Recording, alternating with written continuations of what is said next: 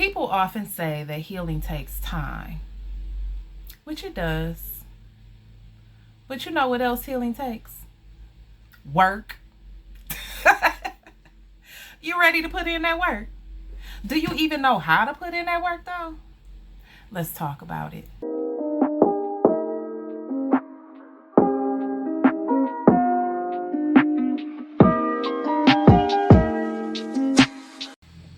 Hey y'all, welcome back to another episode of Unfiltered Truth. If you're new here, thanks for joining us, and if you're returning, welcome back. I want to give a shout out real quick to any new subscribers. Thank you for joining this channel and subscribing to this channel. I appreciate you so much, and thank you for just encouraging me to keep posting. So we are going to move on to the second part of the series, How to Heal. This time we're talking about the beautiful side of healing. So just being very transparent, this is probably like my third attempt to make this video. I did actually make it all the way through one time, but I didn't like it. It was like too long. So I'm hoping that I can keep it a little bit shorter this time.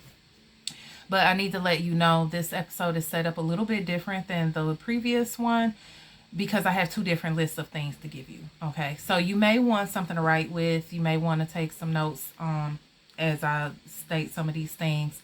But we're going to start out with 6 attributes of the beautiful side of healing, followed by 5 action steps you can take, and specifically how to heal. Okay, in this aspect, in terms of the beautiful side. Okay, I gave you a set of steps with the ugly side in the previous episode, and now I'm going to give you some more. And these steps, I'm putting them at the end because they kind of overlap with some of the things that we've said in the previous episode, but a little bit different because we're talking about the beautiful side and not the ugly side. Okay, all right, so let's get into these 6 aspects of the beautiful side of healing. The first one is blossoming into a better version of ourselves. Okay, that pretty much goes without saying, but I want to be more specific about that. So I'm not talking about just a physical glow up, like you're just, working out more, drinking your water, minding your business, and that's it. Okay, there's a lot more that goes into this. Okay, I'm talking about showing improvement in the choices and decisions that you make on a day-to-day basis. So how you choose to show up today is intentionally better than you showed up yesterday. The thoughts that you were having, the routines, habits, and whatever it was, you decide to actually do something different or better today on purpose than you did yesterday. Okay. When you do that over time and you're consistent over time, eventually you will level up and you will be a better version of yourself. Okay. When you're a better version of yourself, this includes mentally, physically, spiritually, all of those things. Okay. So the next step is, it's not really a step. The next attribute is actually 4 things that kind of go together, and one leads into the next, So growth leads to achievement, which then leads to confidence, which then leads to increased self-esteem. Okay, so when you are actively making choices and decisions to show up better today than you did yesterday, and you keep doing that, you're going to notice some growth. You're going to notice that certain situations pop up and you don't react to them in the same way as you did before. You're going to notice that you can go to certain environments and not be bothered as much as maybe you were in the past. Let's say, for an example, let's say you have a toxic job situation. So your toxic job environment has been making you feel very frustrated, overwhelmed, stressed, whatever. Okay. and you decide, hey, I have to go to this job every day until I have a different one. So I'm just going to block all of that out and focus on what I have control over, and that is myself. And the only thing I can control is how I react and respond to certain situations and people, and and then the duties of my job as well, right?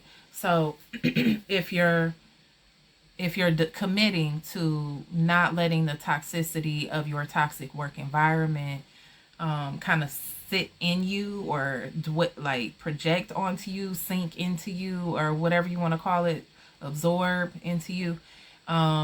If you're not trying to take that on, you have to be very deliberate and intentional about how you move in that environment.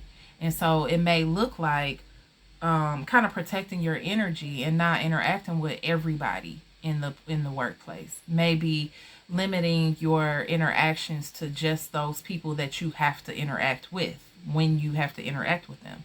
Maybe it's about not sharing certain information, not talking about anything personal, or whatever the case. Okay.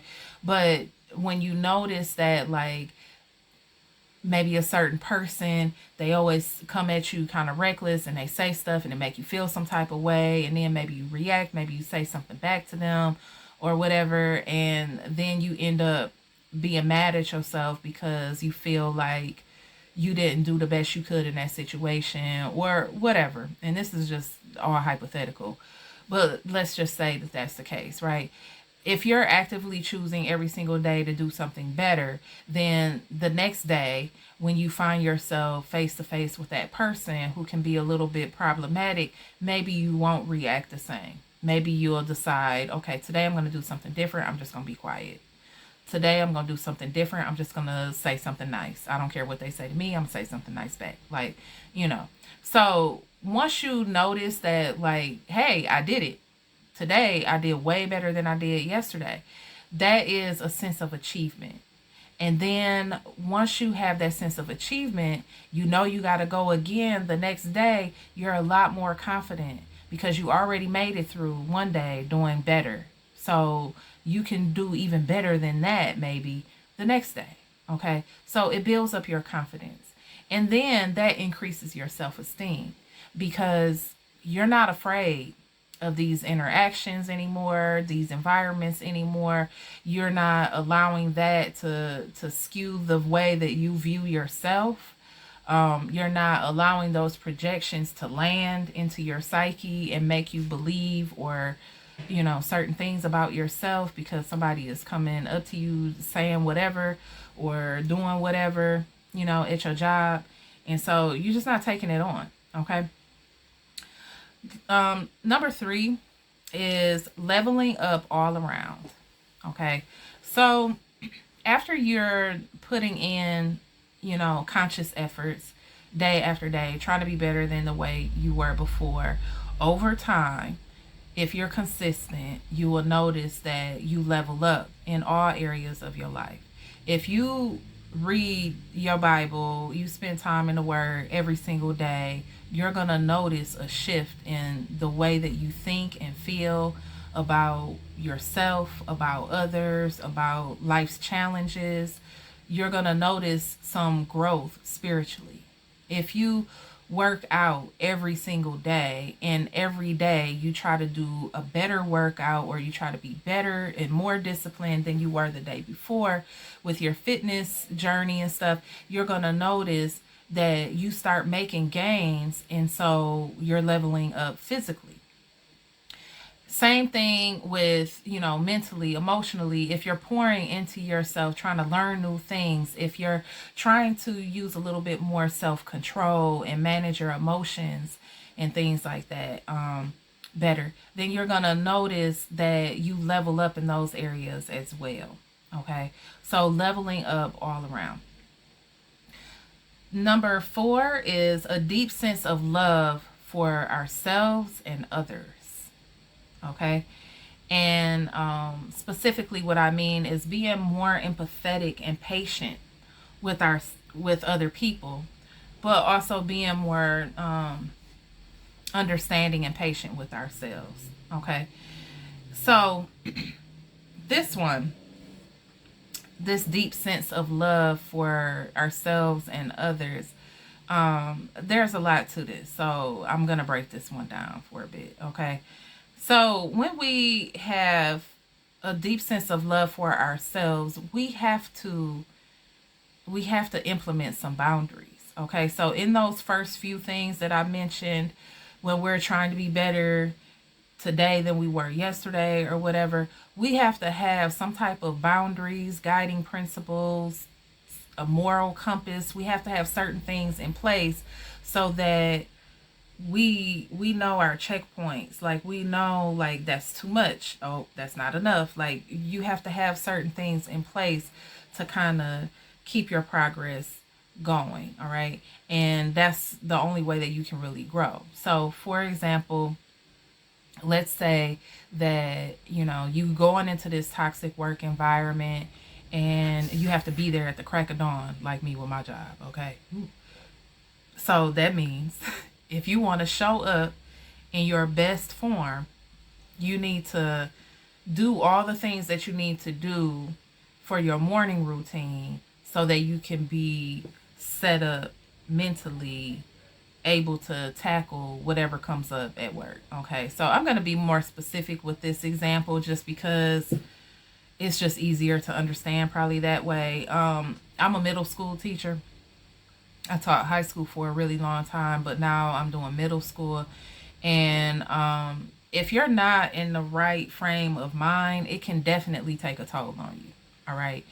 So, you're responsible for, yes, teaching the information, but 90%, I would say maybe 80% to 90% of what you do is really just managing behaviors, interacting with students. It's a lot of soft stuff. Okay, it's a lot of communication, it's a lot of empathy, understanding, consideration, preparation. It's a lot of that. Okay. And you're dealing with a lot of people all at one time. And for me specifically, like, I'm an introvert, so being in the classroom, we keep the door closed so that we can block out, sound from the hallways and stuff like that or whatever, and safety reasons and stuff like that as well. We have the door closed. It's like, 25, 30 kids and one of me. And it don't stay like that all day. I got, 5 classes, okay? And sometimes classes can be larger, sometimes they can be a little bit smaller, but I have all these people and there's one of me, every hour, okay? As an introvert who usually prefers to be, just with my little tribe, my family and stuff like that, maybe a couple close friends here and there and stuff. That can be overwhelming. I can very easily get overstimulated. So I know for myself that in the morning I need to have some type of devotional time with God where I'm just sitting and, you know, praying and listening through meditation.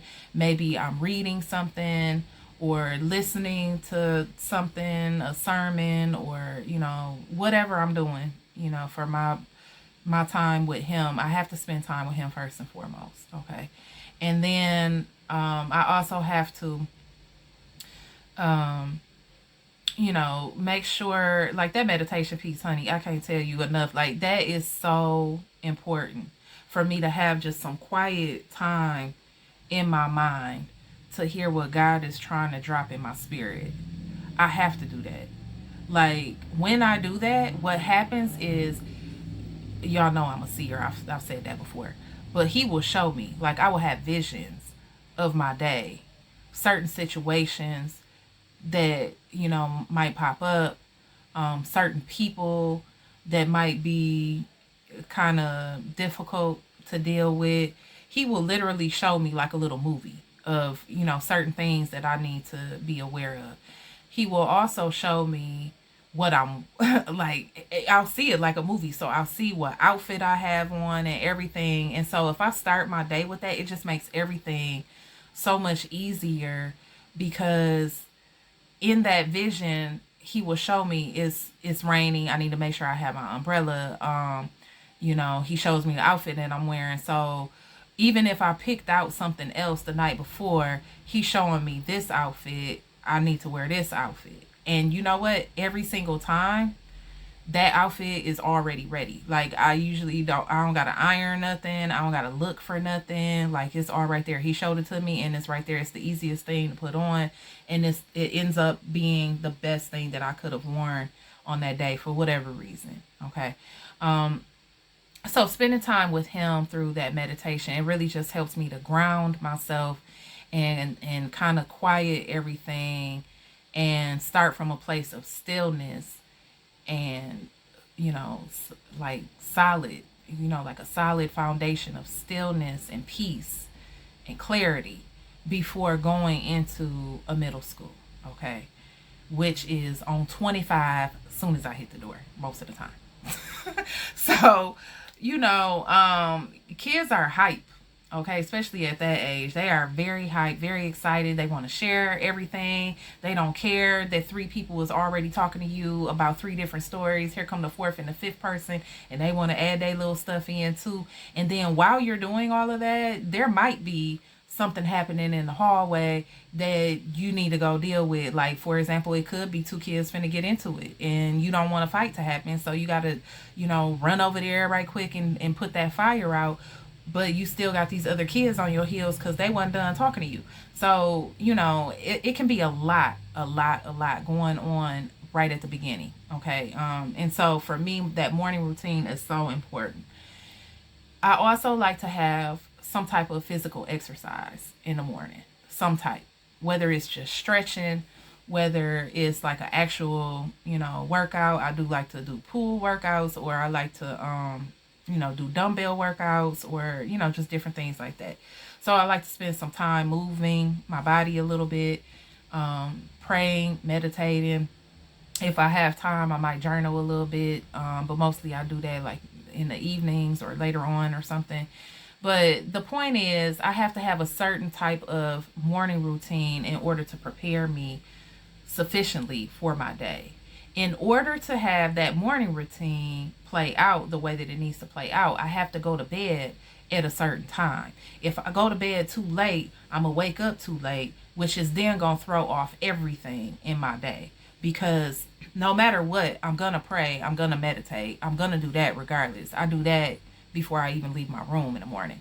So I'm going to do that, but I may or may not have enough time to do the workout that I want to do, or, listen to a sermon or whatever. Okay.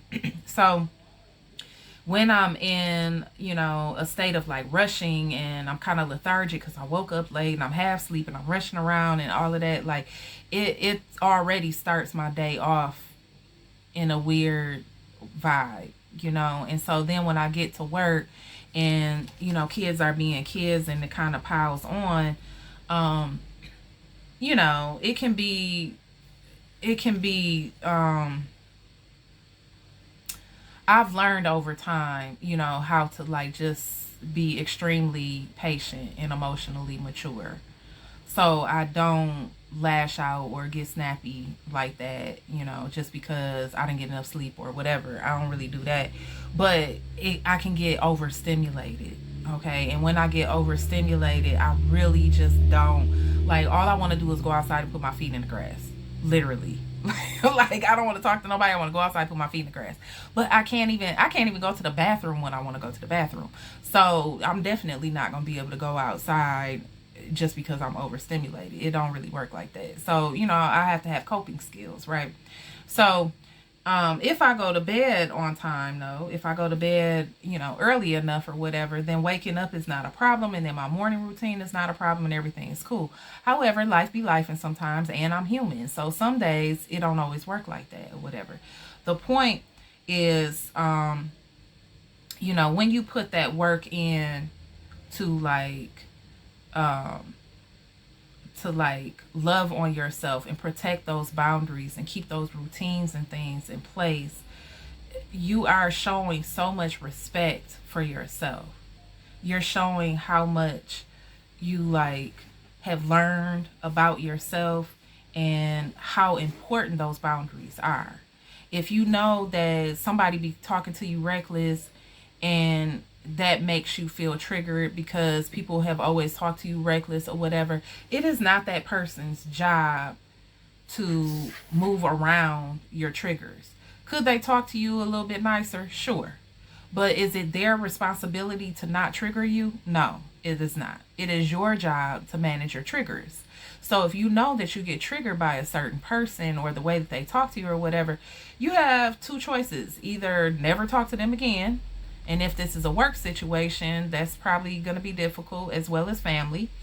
Or you can express your boundaries and you can say, hey, I prefer for you not to use that tone or talk to me in this type of way or whatever else. You can say that, or you can just move around. Okay, it's really up to you. And each situation and each person is different. The time is different. Like, there's so many different things. But when you have a deep sense of love for yourself, the love is like loving your inner child. It's like reparenting your inner child. No shade to any parents. I'm not trying to say your parents did a horrible job. I'm not saying my parents did a horrible job. We all got our inner child within us, right? And so there are certain things that we learn how to do as coping strategies and survival tactics and stuff as we come up through life. And so some of those things are not necessarily the most helpful things for us. For example, I was pretty much conditioned to be a people pleaser, and that was the way to keep peace in my household. Okay. You know, in the very beginning. Okay. And so to keep peace with one parent and then keep peace with the other parent and try to have peace between both parents, and then that just carried on all over. I had other family members later on that ended up being a little bit difficult to deal with sometimes. And so I learned how to people please in order to survive the situation at the time. It was a coping strategy, right? Well, as I got older, that became a huge problem. And so if I was going to people please, that means that I was going to sacrifice myself. There's nothing wrong with compromising, and compromise involves a certain level of sacrifice. But when I'm talking about self-sacrificing, that means sacrificing what I know I need, sacrificing what I know is best for me, just in order to please somebody else and make them more comfortable. Okay. For a long time, like the majority of my life, I wouldn't say a doormat. There were times when I was a doormat in my younger days. But, over the past probably 10, 15 years or so, I worked on that extremely, and so I've made so much growth in those areas, right? So that's not the case anymore. Relationships that I was in the past, I really was only in them because I was a people pleaser. I only stayed in them because I was a people pleaser. That sort of stuff, right? Well, once it became problematic and I recognized that, I had to do stuff different. I had to start speaking up on certain things. I had to be willing to let people go. I had to be willing to make people mad, to have people upset and uncomfortable with me because I didn't do what they wanted me to do or whatever. I had to be willing to tick some people off because I wasn't trying to please them anymore. They weren't my priority to please. What was more important was me showing myself the love and respect that I deserve. Okay. So, having this deep sense of love for yourself, it could be as simple as honoring your own bedtime, and you set that boundary up for yourself. You communicate it with other people. Hey, I need to go to bed at 9 o'clock. If you text me after that, I may not respond. And then standing on that. If you do happen to be up a little bit, 9:30, 10 o'clock, because you just got a late evening and somebody end up texting you and they starting a whole fresh conversation and stuff like that, you have the choice of whether you engage in that or not. You know, you could say, hey, I'm already in bed, I need to go to bed at this time, just reminding you or whatever. Or you could just ignore it and, you know, talk to him the next day because technically you're in bed, right? So, or you could even do one better and put your phone in a whole different room when you go to sleep to charge it up. Some people do that. And, you know, then you're not even distracted or tempted to look at it at all. Okay. So, whatever the case, the point is those boundaries that you have just over simple things like that, your bedtime, your morning routine, you know, the interactions that you have and the way that you engage in those interactions, those boundaries that you have, those social boundaries that you have set up between the dynamics in your relationships and stuff like that. Those things are all forms of loving yourself. Okay? Reparenting your inner child and, you know, making your inner child know, like, hey, it's okay to say, I'm tired and I don't want to do this. Or, no, I'm not coming because I got too much on my plate already. Or, no, I'm already overstimulated and I can't do another day. No, whatever. So, you know, just showing yourself that love is so important, okay? And when we love ourselves, it's so much easier to love each other. It's so much easier to love other people. When we have those boundaries and things in place for ourselves, it's like we can be more patient and kind with ourselves. Like we can you know, we have so much more respect for our journey. Like I look back at, you know, how I was 20 years ago. I was cool, like, you know, I was handling my business, doing my thing and stuff like that. But one thing that really stands out to me is I would check kids in my classroom and express my boundaries when it came to my students in my classroom, but I would not do that in my personal life, not nearly as much. And I needed to do a lot more of that. But I was so uncomfortable doing that because I was so afraid of, you know, throwing the world off its axis because I spoke up. Okay. And it's funny how God puts you in situations where you go around a mountain and you're confronted with that very thing over and over again, whatever it is for you. For me, that's what it was people pleasing. Okay. And there were so many situations where I ended up extremely uncomfortable because I was trying to make somebody else comfortable. Okay. And, you know, again, I'm not talking about going out your way to do something nice for somebody and it's, you know, slightly inconvenient for you. There's some level of sacrifice as you're being considerate of somebody else. I'm not talking about that. I'm talking about this person blowing your phone up because they insist on talking to you at 10:30 p.m. when you already told them that you got to go to bed at 9 and they ain't even really talk about nothing for real. It's not important. It's not an urgency. It's not an emergency. It's not, you know, anything to do with family or whatever. It might just be something, you know, it's important to them, but it's not critical and it's not an emergency that they have to talk to somebody right then at that moment. Okay. They just feel like talking. And so the more that you give in, or well, I had to learn this, the more that I would give in, the more that I would encourage that type of dynamic in my life, whether it be that person or somebody else down the road. Okay. And so it took time and it took practice. I had to keep telling people, no, not today, not right now. I had to keep practicing those boundaries in different situations before, you know, the world kind of shifted and caught up to where I was at. Like, you know what I'm saying? To where my reality started reflecting what was going on within me internally. It took a while. It wasn't like, you know, I told somebody one day, don't call me this late or whatever, and then all of a sudden I ain't never had that problem again from nobody at all, or nobody at all was trying to overstep boundaries. You know, I just got better at it. I just got better at expressing my boundaries. I got better at communicating and confronting when, you know, people did things that I didn't appreciate. Okay.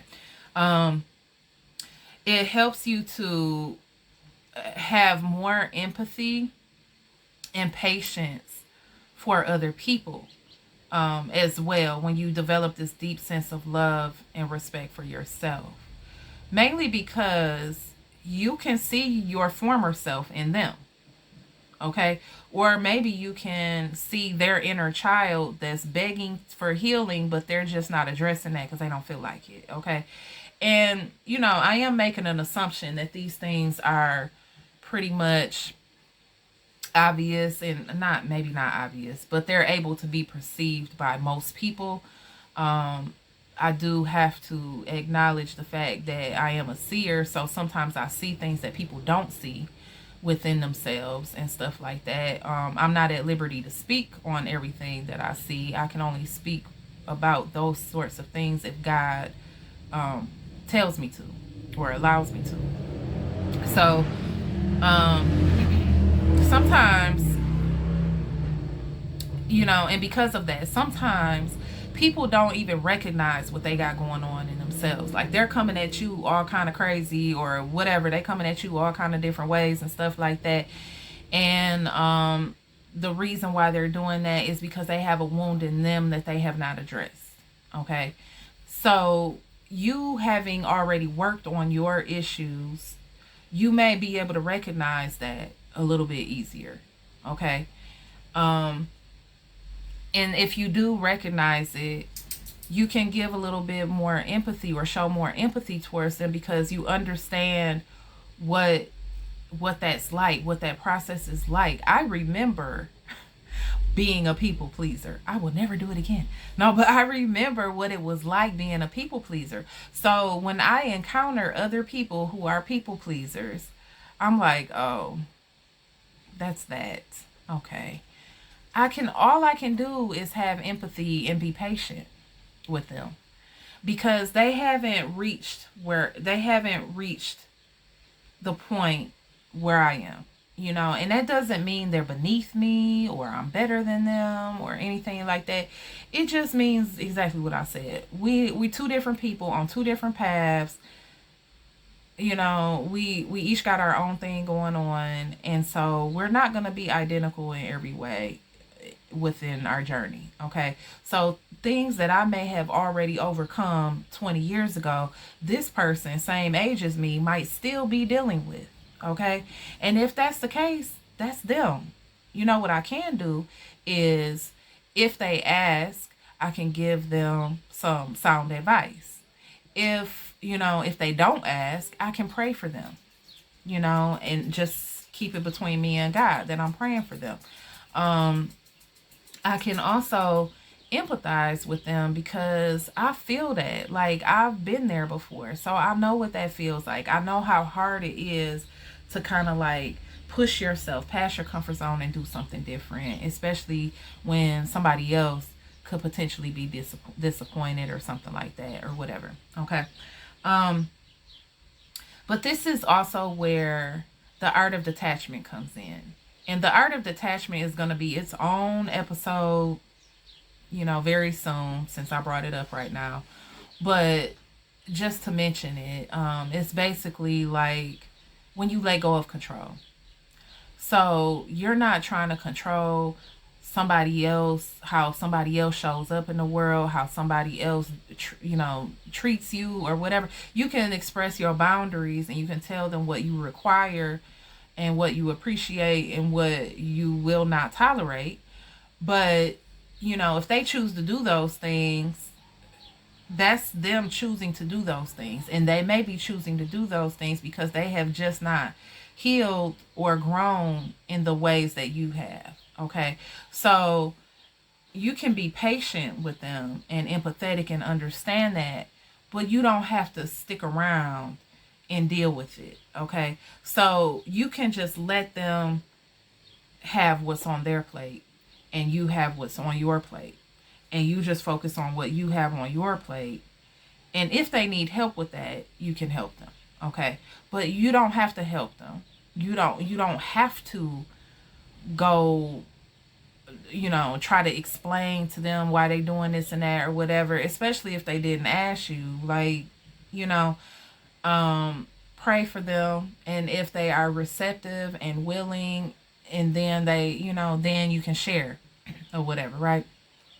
But even in that, it's still not your, like, you can't jump into their body and make them do the work. They have to make that choice on their own, and they have to put in the work on their own. So all you can really do is give some type of guidance or advice or something like that, and be there for them as a support. And whether they do it or not, that's on them. That's really their stuff. Okay. And the thing about this is that sometimes people need, people are in your life for a reason, season, or a lifetime, right? And we are in people's lives for a reason, season, or lifetime. Sometimes people just need you in their life for a moment, just to make something plain as day for them. And then if they decide, oh, I need to deal with that, and they, decide they want to go deal with that, just let them go deal with that, because maybe God is trying to protect you from what they got going on, because they're not healed yet. They still got things they trying to work through and whatever else. And so, maybe rejection is protection. So maybe he's just trying to move people out of your life and make it plain to you what they got going on, so that you can let them deal with what they got going on their own plate and not take it personal. Okay, so the art of detachment is simply that. It's letting go of what's not serving you and what's not on your plate. Okay, letting God deal with all of that. The fifth one is improved communication and emotional intelligence. Okay, so obviously, this spins off right from the thing that we were just talking about. Like, once you have these boundaries and you're empathetic and patient with other people and all of those things, it helps you to be able to articulate those thoughts and feelings so much more clearly. Like telling someone, hey, I'm not a morning person. I'm also an introvert. If I don't get my sleep and if I don't do my morning routine the way I need to do it, it's going to be difficult for me at work. Maybe it won't be all the way difficult, but it might be harder for me at work than it would be if I did everything the way I'm supposed to do. Okay. So, that's a lightweight example, but it will help you to improve your communication. Even having those difficult conversations. I used to dread difficult conversations, like with people that were close to me, like friends, family. If I'm kicking it with somebody or whatever, I used to dread having those conversations where you have to tell somebody that they did something that you don't like. And if that person was close to me, it was so difficult for me to do that, because I was conditioned to be a people pleaser. Like, what do you mean you did something that I don't like? Well, what? I don't even know what that is. Like, so I had a hard time with like calling people out, about stuff that I didn't like. If they were mishandling me in some way or whatever, right? And not even just speaking up on it. Sometimes I had a hard time just like moving away from certain people, because I felt obligated to keep them in my life, just because they expected me to always keep them around, because they were a family member or a close friend or something like that, right? But if they start moving like they don't respect me or whatever, they don't value me, they don't really love me for real, because they wouldn't be doing XYZ if they did. Okay, for me to recognize, like, okay, this person is treating me this way because they really don't care about me like that. They care about themselves way more, which, okay, is fine, but I need to let them do that over there. Okay, and then I'm just gonna do what I need to do over here, and I'm gonna pay attention to the people that do treat me right. Okay, and I'm gonna pay attention to those people that reciprocate what I'm giving them. All right, so that I can have balanced and healthy, harmonious relationships. That's important to me. So you choosing peace, right? And so it for me, peace is like super important. That's everything. And so if somebody comes into my life and they disrupt peace, um, and listen, and I'm not saying every person got to be perfect and every day got to be splendid, but I'm just saying, like, when you cultivate peace in your life for real, you can definitely tell when something is coming in from the outside interfering with that. Okay. And so for me, in the past, being a people pleaser, those things that would come in from the outside that were disrupting my peace, I would try to deal with those things and make those things become peaceful. What I had to learn was that I got to love on myself and protect my peace. So if something is coming in from the outside that is disrupting my peace, maybe I just need to like move around and let that thing be over there. Okay, until it get itself together. And then whatever, we'll see. Or not. Okay. So, sometimes it's just like improved communication might be improving the communication that you have with yourself simply by not engaging or interacting or trying to control or tell other people how to treat you or what to do or how to, you're not trying to do none of that. You're not even entertaining it. You just like, okay, well, you got your stuff going on. I got my stuff going on. You want to be over there with your stuff and you want to deal with your stuff like that, which impedes on my peace. And so, I'm here for you. I'm going to pray for you or whatever, but I'm going to let you go ahead and do what you got to do over there. Okay. So, and whether you say this or not, it depends on the circumstance. It depends on you.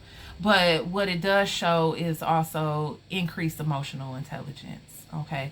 Because you can recognize what you got going on within you, how you're feeling, how you're impacted by certain things, and you can recognize what's going on with someone else and whether that's in alignment with where you're trying to go or not. Okay. The last attribute of the beautiful side of healing is healthier relationships with yourself and others overall. Okay. And this really is what leads to the soft life. Okay.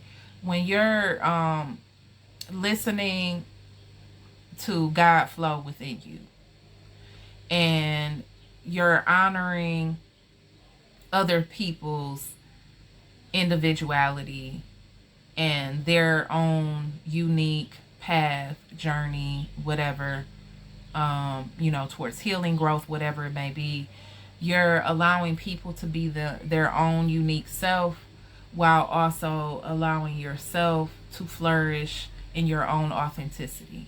Okay. That is really how you develop super healthy relationships, because you're not expecting somebody else to show up the way that you do.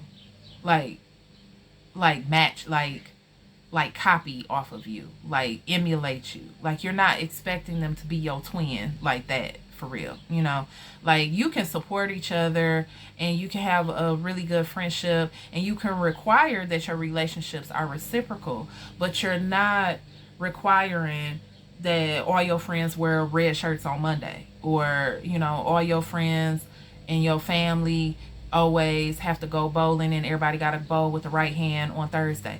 Like, you're not trying to control how other people do life so that it can make you feel better. You're just worried about your own life and, how you can be better. And if other people align with that better version of you, then cool, and if they don't, okay, let that go too. You know what I'm saying? So it helps you to have an overall healthier relationships with yourself and other people. Okay, that's the beautiful side of healing when you actually put in the work. Okay, now I want to shift gears a little bit and just talk about 5 steps to how we can do this. How do we get here? All right, because what doesn't happen and what people often don't talk about, they make it seem like Okay, I'm just gonna, take a break from all social media, drink my water, mind my business, maybe read some books instead of watching Netflix so much. And, I'm gonna work out every day. Okay, all of those things are wonderful. They are really wonderful. Okay, but it's still not really doing the healing work. Okay, so step number one of how to heal is to be honest with ourselves. We can't just skirt around stuff and be like, oh well, I'm drinking my water and I'm minding my business and I'm reading this book. And so even if that book is the word of God, okay, we can't be like, oh well, I'm doing my healing work because I'm drinking water and I'm reading my Bible every day. You got to really do the work, like examine, like be honest with yourself, self examine. Are you really doing your best in this area, or that other thing? Or what about that one thing that you still be struggling with? Are you even looking at that at all? Are you being honest about what that is, or are you just trying to point fingers and still be the victim? You know what I'm saying? So we have to be honest with ourselves. Sometimes we put ourselves in situations that are unhealthy for us, and I can say that was true for me, plenty of times, especially when my early adult years or whatever, my young adult years, I don't know if I'm saying that right, but in my younger days, when I was a people pleaser, I oftentimes ended up in relationship dynamics that were super unhealthy.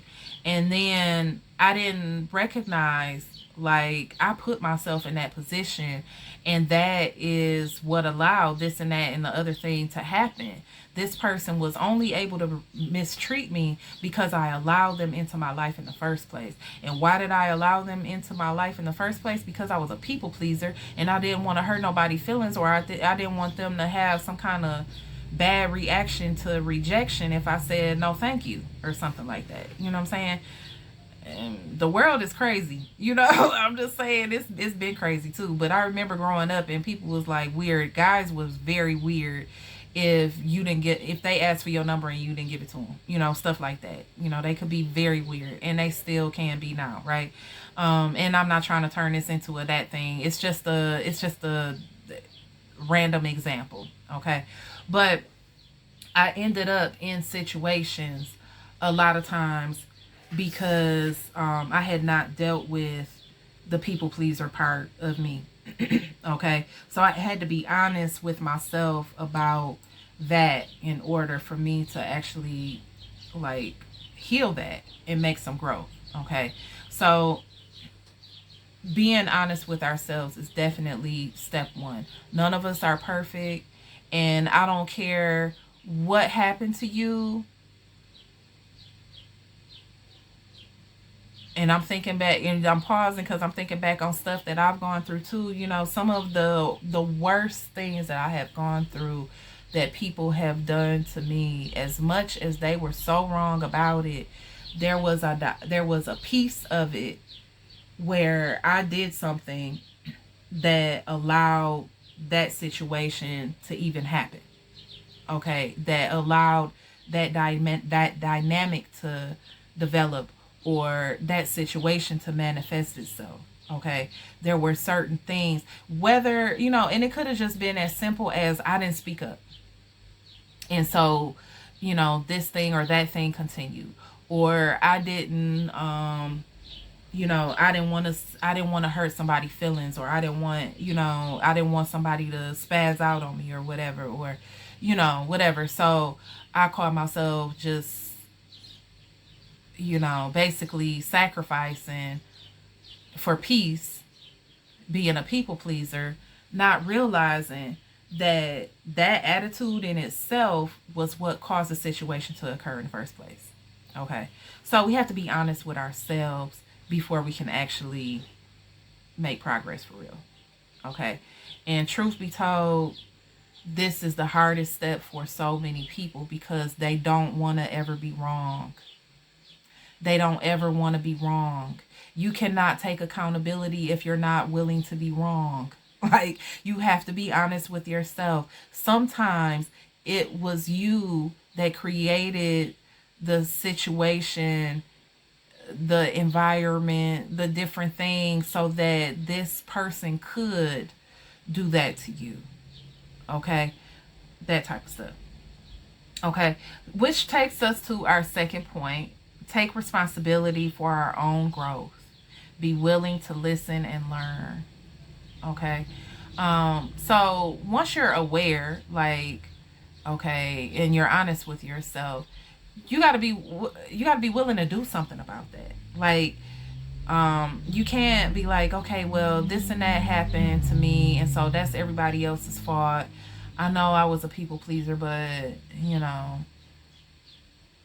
that was then, this is now. Okay? And so sometimes people will stop right there, and they'll be like, well, that was so long ago, I'm just gonna leave it back there, and I'm just gonna move forward. Like, that don't matter no more, it's so far in my rear view, it really don't matter, or whatever, right? And so you just focus on moving forward. That's part, like, yeah, we kind of partially, like, yeah, we do got to move forward, we can't dwell on the past and stuff like that. But you know what, if you don't reflect, if you don't process, if you don't really assess how you got into that situation in the first place or whatever, then you're really not gonna be able to gain the lessons from it. And so you can't really take action and responsibility for your healing if you're, putting the blame on other people, if you're not really trying to look at what you did in a situation, and then, be willing to take action on correcting that. Okay. So, as I said, for myself, I had to recognize that I was a people pleaser in the past, okay? But then I had to take responsibility for my own healing. Like, who was going to help me? Who was going to make me stop being a people pleaser? Nobody, just me. Because you know what? The people around me, they didn't care. They was getting their way all the time. Like, if I got to stay up till 2 in the morning because that's going to make you happy, to do this and that, whatever. Like, if I got to go out my way doing this and that, even though it's a super inconvenience to me, but if that's gonna keep everything peaceful, like, as long as I'm doing that, like, other people really don't care, right? So I was the only person that could really check myself on that. All right. And the third step is be accountable and take action. Okay. And this requires listening to God. So, personal relationship, y'all will hear me say this almost every episode, probably, but because it's so important to me. Like, having a personal relationship with God is literally everything. That is the key to everything. Okay. Some people, they go through motions. They just go through motions, and it's literally just motions. It's so surface level. They're not really getting down deep in the mire and really digging up stuff and actually making changes and improvements on how they do life. Okay. It's just checking off boxes. I ate healthy today, I worked out today, I read my Bible today, I prayed today, I did something nice for somebody today. Like, it's literally just that. Okay. So it's not sitting with God, asking him a hard question. How did I become a people pleaser? What about this situation? How did this situation even transpire? And then sitting there in that silence and letting him speak to you, to say to your, like, speak to your heart or whatever by his Holy Spirit. And like, okay, well, this was my fault. I did this because of this and that. This is a tough example, but it's appropriate right now, I feel. I've been in some abusive dynamics, right? And as much as the abuser was wrong for doing those things in those situations, I was a people pleaser, so I put myself in positions that allowed them to, hurt me in different ways. Okay. And so I had to take accountability for that. And, God showed me that. when I asked him, like, what's this about or whatever, how come this and that keep happening, or how come I always find myself in this and that type of a dynamic or whatever. And, and when you ask God things like that, he will absolutely reveal the truth to you. And sometimes the truth hurts. He wants the best for you. So he may show you, like, yeah, it was your fault. It wasn't your fault that they did what they did, because you don't have no control over what other people do. But you did create a situation that put yourself in position to receive that type of treatment. Okay. So, because maybe you stroked their ego too much and you made them feel like they could do that or whatever. Okay. Moving on is number 4. Be loving and gentle and patient with ourselves. Okay. So as we're taking this action, and it might just be going to bed earlier, or waking up at a certain time, or speaking up to like protect our boundaries and our peace or whatever, things like that and stuff. Um Understand that you've been however you've been for as long as you can remember. You're still that way, so you probably never were different than that. Like, I was conditioned and brought up to be a people pleaser, basically. So I was a people pleaser all the way up until I realized that that's what I was doing, and I needed to like address it, which was in my 30s. Okay. So for over 30 years, I was a people pleaser, and I was unhappy in a lot of different situations and relationships and stuff like that. Right. But once I realized, I'm a people pleaser and I got to stop doing that. So even though it might be uncomfortable for me to speak up on certain stuff, I have to do it if I want to grow past it. Okay. And that's the thing. Like, the majority of times people don't want to heal because they don't want to leave their comfort zone. Period. Okay. So whether it's the ugly side or you can't get to the beautiful side of healing unless you're willing to do the ugly side as well. There's that. Okay. Healing is not linear. We talked about that before. It's a process. Okay.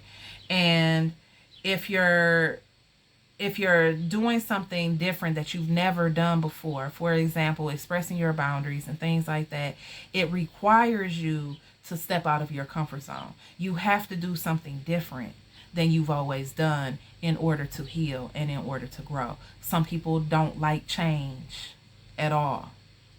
Some people don't like to disrupt their comfort zone. To them, their comfort zone has become what they would consider peace. And really, it's not peace, it's just stagnancy and complacency, because they're refusing to disrupt their comfort zone in order to heal and grow, for sure. So, when you recognize, like, okay, I got to get out of my comfort zone and do this a different way so that I can be a better person, recognize that, like, that means undoing some mental constructs, which means you are absolutely going to come into some cognitive dissonance. That's probably going to be its own episode too. But cognitive dissonance is basically when everything that you thought you knew, you don't know. Everything that you thought you knew is not even accurate or whatever. And so it shakes everything. It shakes your entire foundation. Cognitive dissonance. You know what I'm saying? And it could really just be one piece of information, and that, spirals or dominoes into, like, dang, all of this other stuff is disrupted because the foundation was a lie. Okay? That type of stuff. All right? So be loving and gentle and patient with yourself if you find yourself in a situation where you have to step out of your comfort zone in order to heal or grow, because it takes time. And so, this goes back to the very first thing that I said, where we just actively decide with intention that we're going to do stuff better than we did yesterday. We're going to show up better today than we did yesterday. At the end of the day, we're going to reflect and think about, What could I have done better today? And we're going to implement those things for tomorrow. Okay. And understand you're human, things happen, and life be life in, people be people in, all those things. And so you're not always in control over everything. And so some days you're really just doing your best. And your best is not better than it was yesterday. Sometimes it's just like that. Sometimes you wake up, you're not feeling good. So you can't do the whole morning routine or whatever else because you just don't feel good. Okay. So, be patient with yourself. Be loving towards yourself and recognize the small gains and the small progress. Okay. The very last step that I want to mention on this aspect, the beautiful side of healing, the last step is to release what no longer resonates and pivot towards peace. Sometimes that can be very difficult to do, especially if you are, brought up with a sense of obligation, like obligated to certain people, places, things, whatever, okay? And you feel like you're doing something wrong by honoring yourself and letting that thing go, or that person go, or that situation go, or that environment go, or whatever, okay? If you're doing, if it's better for them, people, place, thing, that you hold on to it, but it's not good for you, then love yourself enough to let go of that. Okay? Release what no longer resonates. Like I said, rejection is protection, and sometimes God is trying to redirect you. Like, sometimes it's not about somebody walking out on you or rejecting you or whatever, and so you just kind of left to rearrange your life or whatever. Sometimes it's the other way around. Sometimes you have to actually let go and step away because that's the best thing for everyone.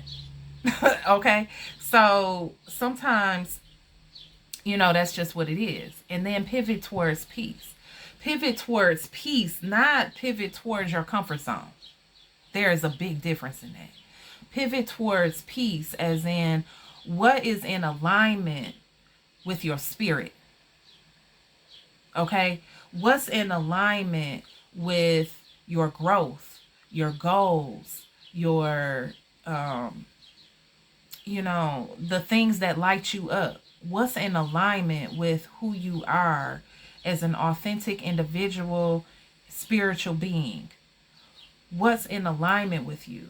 That is your peace. Okay? So pivot towards peace means pivot towards alignment. Like sometimes you got to let something go because it's just not it no more. It's not resonating with who you are or where you want to be or who you want to become. So you just got to let that be what it is, and you got to redirect, pivot towards peace. What's going to bring you closer to your higher self, to the best version of yourself, experiencing the very best life that God has to offer you. Okay, to close it out, I just want to drop this little quote. I have this book called The Mastery of Self. I don't think it's in here. I think I took it upstairs. But anyways, it's this book called The Mastery of Self. And on page 47, there's this little quote that I like. And it says, "We can't offer unconditional love for others until we have unconditional love for ourselves." Okay? And that is definitely the beautiful side of healing. Developing that unconditional love for ourselves and others. I hope this episode was helpful for you. It was still long, but hopefully not too long. Hopefully y'all got a lot out of it. And you'll be seeing me a lot more because I'm not doing no 30-day challenge necessarily, but y'all just will. Okay, I'll see you next time. Bye.